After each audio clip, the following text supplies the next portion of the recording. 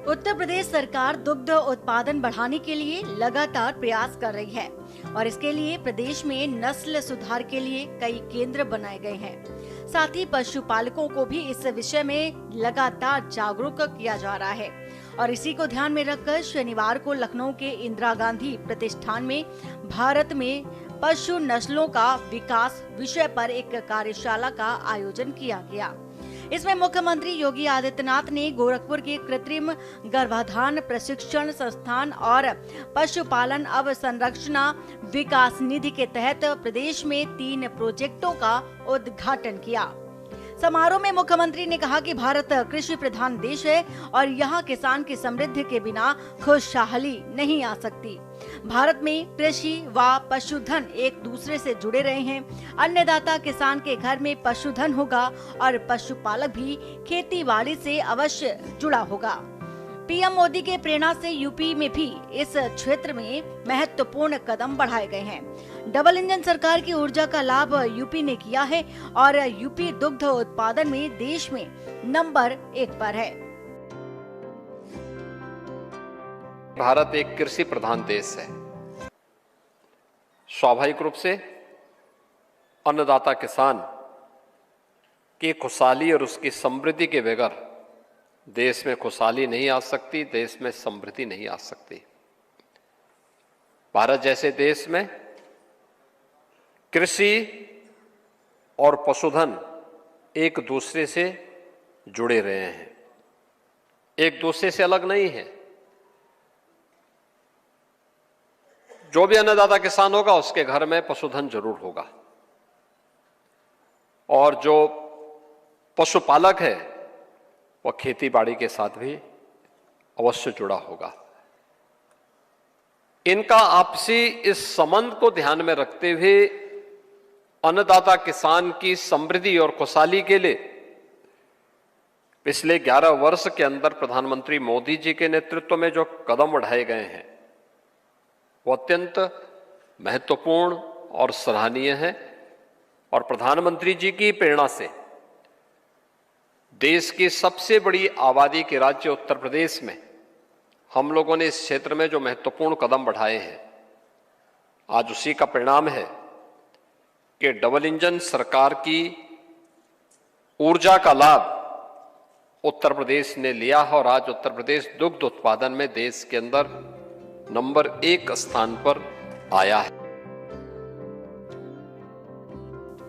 मुख्यमंत्री योगी आदित्यनाथ ने FMD बीमारी यानी कि खुरपका मुंहपका की चुनौतियों का जिक्र करते हुए कहा कि FMD के वैक्सीनेशन कार्यक्रम प्रारंभ हुए और फिर बीच में उसे रोका गया, लेकिन केंद्रीय मंत्री ने सैचुरेशन के लक्ष्य को प्राप्त करने के लिए आज आश्वासन दिया है कि सीएम ने आश्वासन किया कि पशुधन को FMD मुक्त बनाकर पशुपालकों के जीवन में खुशहाली लाने में योगदान देंगे।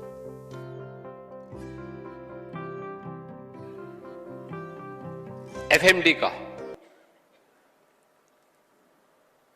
फुट एंड माउथ डिजीज के बारे में, जिसको आप खुरपका मुंहपका की बीमारी कहते हैं, इसके वैक्सीनेशन के कार्यक्रम प्रारंभ हुए, बीच में उसको फिर रोका गया और मैं धन्यवाद दूंगा माननीय केंद्रीय मंत्री श्री राजीव रंजन सिंह जी को कि उन्होंने सैचुरेशन के लक्ष्य को प्राप्त करने के लिए आज अपना आश्वासन यहां पर हमें फिर से दिया है और हम इस बात के लिए आश्वस्त करेंगे कि अपने पशुधन को हम पूरी तरीके से FMD मुक्त बना करके यहां के पशुपालकों के जीवन में खुशहाली लाने में पूरा योगदान देंगे। मुख्यमंत्री ने कहा कि पशुधन का असर वहां के क्लाइमेटिक जोन, उसके पालन और रख रखाव नस्ल पर भी प्रभाव पड़ता है। यूपी में अलग अलग क्षेत्रों में अलग अलग गोवंश दिखेंगे। स्थानीय स्तर पर देसी पद्धतियों से जिन्होंने नस्ल को सुधारने के लिए प्रयास किए हैं, उन्होंने अच्छी नस्ल को बढ़ाने में सफलता प्राप्त कर ली। जो लोग प्रयास नहीं कर पाए, वहाँ पशुधन काफी पिछड़ा हुआ था। आत्मनिर्भरता के लक्ष्य को ही प्राप्त करती हैं और पशुपालन के क्षेत्र में पशुधन की अच्छी नस्ल हो, इसके बारे में भी चिंता करती हैं। दुग्ध कलेक्शन के माध्यम से वैल्यू एडिशन से कैसे हम अपने अन्नदाता किसान और पशुपालकों के जीवन में खुशहाली ला सकते हैं, इसमें भी योगदान दे रहे हैं, जिसमें गोरखपुर और काशी से जुड़े हुए हमारे कुछ पशुपालकों ने अपने कुछ सक्सेस स्टोरी को यहां पर अपने उद्बोधन के माध्यम से भी हमारे सामने यहां पे रखा है। आज के समय में बहुत सारी स्थानीय नस्लें लुप्त प्राय होने की ओर हैं और उन पर ध्यान देंगे तो पशुपालकों को स्थायी समृद्ध निधि से भी दे सकते हैं। मुख्यमंत्री ने कहा कि आज 14 लाख से अधिक गौवंशों की देखभाल सरकार की गौशालाओं या सरकार द्वारा सहायता प्राप्त पशुपालकों द्वारा किया जा रहा है।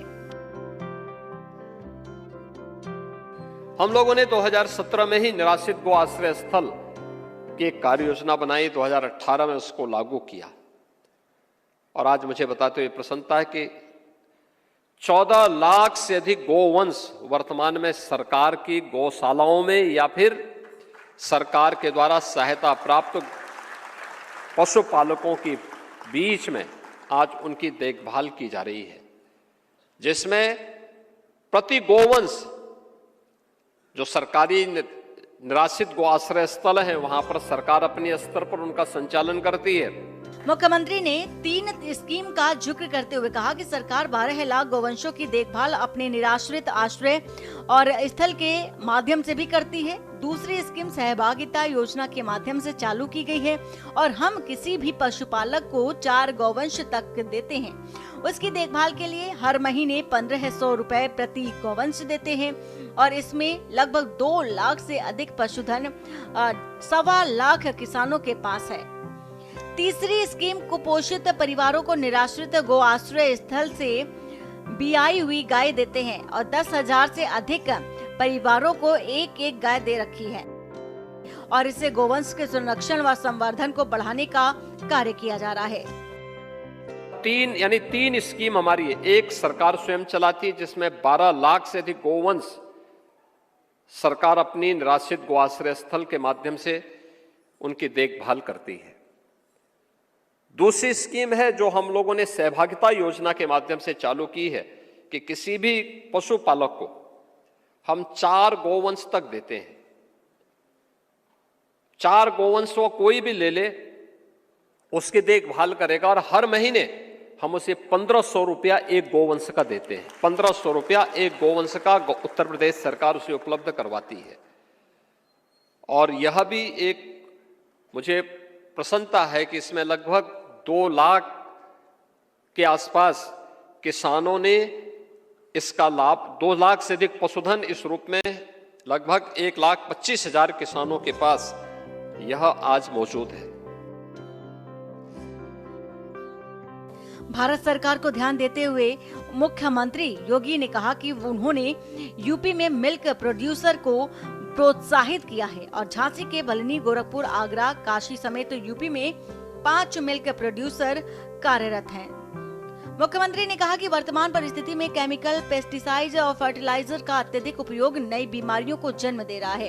कैंसर, खराब किडनी, लीवर के दुष्परिणाम बताते हैं कि केमिकल, पेस्टिसाइड व फर्टिलाइजर का उपयोग अत्यधिक मात्रा में किया गया है।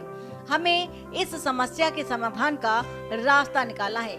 स्पेशल डेस्क के न्यूज इंडिया।